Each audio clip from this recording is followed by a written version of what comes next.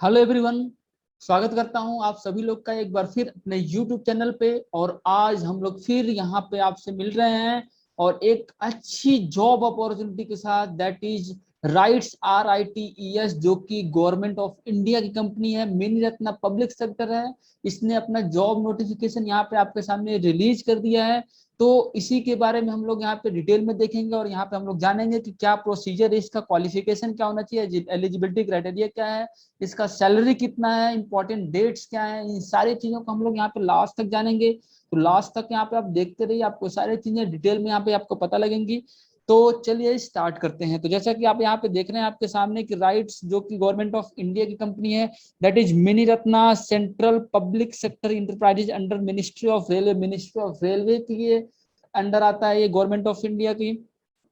और यहाँ पे अगर मैं अलग अलग डिस्क्रिप्शन यहाँ पे आपको दूं कि अलग अलग ब्रांच वाइज कितना जॉब है यहाँ पे आपके लोग के लिए, तो यहाँ पे आप देख सकते हैं सिंपली यहाँ पे जो डिस्ट्रीब्यूशन है, जो branch wise distribution number of jobs की, नंबर ऑफ वैकेंसीज की यहाँ पे आपके सामने है कि जनरल कैटेगरी के लिए, सिविल के लिए सबसे ज्यादा वैकेंसी है, दैट इज जो अनरिजर्व है उनके लिए 14 है, और टोटल जो है 25 वैकेंसीज है। यहाँ पे मैकेनिकल के लिए अनरिजर्व 7 है एंड टोटल 15 वैकेंसी है। इलेक्ट्रिकल इंजीनियरिंग के लिए अनरिजर्व 2 है और टोटल आपका 8 वैकेंसी है। तो इस तरह से यहाँ पे आपके लिए वैकेंसी आई हुई है। और इसका जो पैकेज है, काफी अच्छा पैकेज है। यहाँ पे अभी हम लोग आगे चल के वन बाय वन सारी चीजें हम लोग देखेंगे। तो ये हो गया आपका जो ब्रांच वाइज जो नंबर ऑफ वैकेंसीज का डिस्ट्रीब्यूशन हो गया आपके सामने। तो ये है आपका नेक्स्ट है एज लिमिट आपका 21 ईयर से कम नहीं होनी चाहिए और 30 ईयर से ज्यादा नहीं होना चाहिए। और जो कट ऑफ डेट है जिसको कैलकुलेट किया जाएगा, जिससे काउंट किया जाएगा, दैट इज 1 जुलाई 2021। जो 1 जुलाई 2021 है, इसी दिन के हिसाब से आपका डेट कैलकुलेट किया जाएगा। नेक्स्ट है यहाँ पे अलग अलग के लिए पोस्ट के लिए जो ग्रेजुएशन डिग्री होनी चाहिए, यहाँ पे दिया हुआ है कि सिविल के लिए full time BTech, BE BTech BSc engineering degree in civil engineering में डिग्री होनी चाहिए। मैकेनिकल के लिए भी साफ साफ दिखा है कि मैकेनिकल इंजीनियरिंग में डिग्री होनी चाहिए। Production engineering, industrial engineering, automobile engineering means आपके जिनका मैकेनिकल है, जिनका प्रोडक्शन इंडस्ट्रियल इंजीनियरिंग है, वो लोग भी, ऑटोमोबाइल इंजीनियरिंग है, वो सारे लोग इस जॉब को अप्लाई कर सकते हैं under the category of mechanical engineering. तो इलेक्ट्रिकल इंजीनियरिंग वाले भी इसको फिल कर सकते हैं। इलेक्ट्रिकल में आपका electrical engineering, electrical and electronics engineering, ये दोनों लोग इसको फिल कर सकते हैं। बट यहाँ पे आपकी जो डिग्री होनी चाहिए, यहाँ पे साफ साफ मेंशन्ड है कि आपकी जो डिग्री होनी चाहिए फॉर जनरल, यहाँ पे लिखा हुआ है साफ साफ कि reserve category candidate should have at least 50% marks in minimum qualification for consideration against reserved post। और जो जनरल कैंडिडेट है, यहाँ पे लिखा हुआ है कि candidate belonging to general EWS category, all candidate belonging to SC ST OBC PWD applying for against unreserved post should have first class degree, minimum 60% marks in education. Means अगर आप unreserved category के लिए apply कर रहे हैं तो your marks should be 60% in your graduation, that is in your BTech और BSc, you should secure at least 60% marks, तभी आप अप्लाई कर सकते हैं। अदरवाइज आप अप्लाई नहीं कर सकते। अगर आपका उतना मार्क्स है तो आप अप्लाई कर सकते हैं, अगर नहीं है तो आप अप्लाई नहीं कर सकते। यहाँ पे मेंशन है final year semester student are eligible, साफ साफ मेंशन है, provided they have obtained minimum 60% marks for general EWS। और ये जो है 50% marks for SC ST candidate, जो मीन्स अगर जो फाइनल ईयर स्टूडेंट हैं, अगर उन्होंने ऑलमोस्ट सभी लोग का रिजल्ट आ चुका होगा अभी, तो वो लोग भी इसको अप्लाई कर सकते हैं अगर उनका अभी तक का मार्क्स 60% है, for those who are belonging to general and EWS category, and for those who are belongs to SC ST and OBC, तो उनका मार्क्स जो होना चाहिए 50% मार्क्स होना चाहिए। तो ओके, चलिए हम लोग आगे देखते हैं। एजुकेशनल क्वालिफिकेशन आपको सारा मैंने डिटेल में बता दिया आपको, यहाँ पे ऐसा कुछ दिक्कत नहीं है। नेक्स्ट हम लोग बात करते हैं आगे, यहाँ पे जो सिलेक्शन प्रोसीजर है, सिलेक्शन प्रोसेस क्या है। तो यहाँ पे आप साफ साफ देख सकते हैं कि जो सिलेक्शन प्रोसेस है, that is GATE on the basis of GATE 2020 और 2021। तो जो 2020 और 2021 का गेट स्कोर है, उसके बेसिस पे यहाँ पे सिलेक्शन लिया जाएगा। तो जिन्होंने भी अच्छा स्कोर किया है वो इसके लिए अप्लाई कर सकते हैं for all the engineering branches civil, mechanical and electrical, और इसके करस्पॉन्डिंग जो भी था मैंने आपको डिटेल में बता दिया कि इसके सब जो डिपार्टमेंट है, जैसे मैकेनिकल के अंदर आपका प्रोडक्शन हो गया, इंडस्ट्रियल इंजीनियरिंग हो गया और ऑटोमोबाइल हो गया, वो भी लोग एलिजिबल हैं। वैसे इलेक्ट्रिकल इंजीनियरिंग के लिए तो वो जो लोग हैं वो आपका पीछे मैंने बता दिया है। ये जो आपका कंप्लीट नोटिफिकेशन है इसका डिस्क्रिप्शन बॉक्स में आपको लिंक मिल जाएगा, इसको आप डाउनलोड करके और डिटेल में आप देख सकते हैं।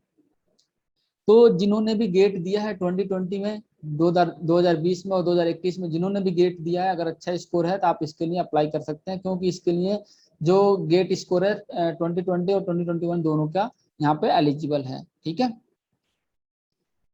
ठीक है। तो नेक्स्ट है qualified candidate shall be shortlisted category wise for interview based on their normalised mark out of 100 in corresponding paper GATE 2020 and 2021 due to prevalent pandemic situation based on requirement and discretion of rights selection process में भी conducted online. तो अगर आपका ऐसा situation रहा तो हो सकता है सिलेक्शन प्रोसेस आपका ऑनलाइन भी कंडक्ट कराया जाए।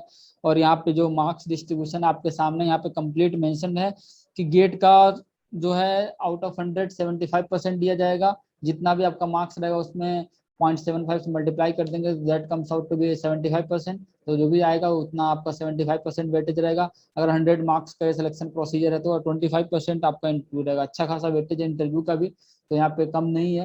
तो ऑब्वियस सी बात है कि अगर आपको इंटरव्यू में भी अच्छा खासा अच्छा परफॉर्म करना पड़ेगा, but those who have scored good marks in their GATE examination, तो उनके लिए भी कहीं ना कहीं ये प्लस पॉइंट है, तो उनको भी दिक्कत की बात नहीं है। और यहाँ पे जो मेंशन्ड है candidate have the option to appear for interview इधर इन हिंदी और इंग्लिश, तो हिंदी और इंग्लिश जिसमें भी कंफर्टेबल है उसमें वो अपना जो भी है इंटरव्यू दे सकते हैं। ऐसा कुछ इसमें जरूरी नहीं है कि आपको इंग्लिश में देना है हिंदी में देना है, तो कोई दिक्कत की बात नहीं है।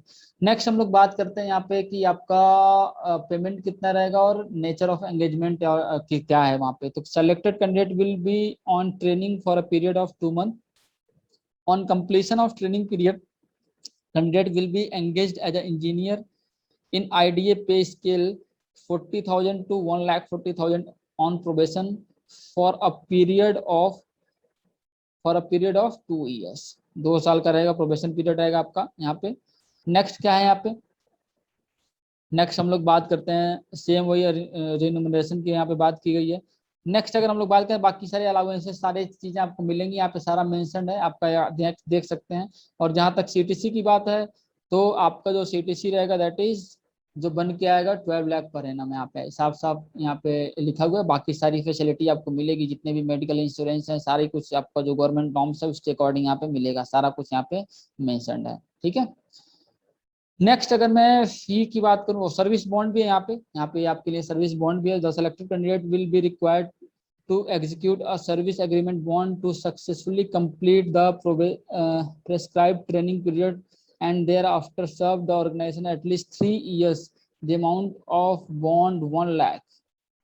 ठीक है, 1 लाख का है for general and OBC and 50,000 plus GST additional for SC ST and EWS candidate. तो इनके लिए अलग अलग बॉन्ड है। और आपका जो है 3 इयर्स का आपका है बॉन्ड है ये, उसके पहले अगर आप छोड़ते हैं तो आपको ये अमाउंट पे करना होगा।